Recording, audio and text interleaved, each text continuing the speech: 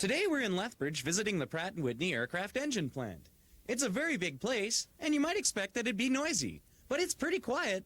So just what do they do here? What we do is build gas turbine engines here for light commuter aircraft, utility aircraft, and these engines are typically up to about 750 horsepower in power output.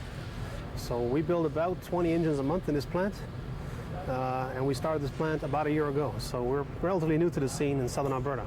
The turbine engines they build here may someday fly you somewhere.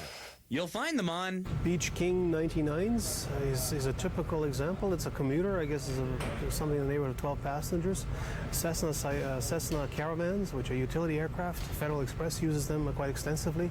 If you've seen crop dusters that are turbine powered, the odds are very high that one of our engines will be in that installation. So how do they put the engines together? We get into various levels of sub-assemblies where we take the parts and create sub-assemblies out of them.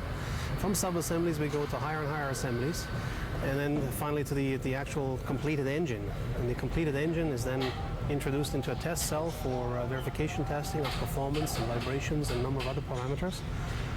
And when the engine is cleared and all well, we package the engine and ship it to our customers directly from here. So this whole cycle takes about 10 days. Those test cells are really neat, and for safety reasons they're also explosion-proof. But in here the engine gets a chance to show its stuff by heating water. Our test cells are set up to run off a dynamometer. A dynamometer is a power-absorbing device that uses water, heating of water as its energy-absorbing mechanism. Using a dynamometer is really just a brake. It's a very fancy brake that absorbs the power of the engine.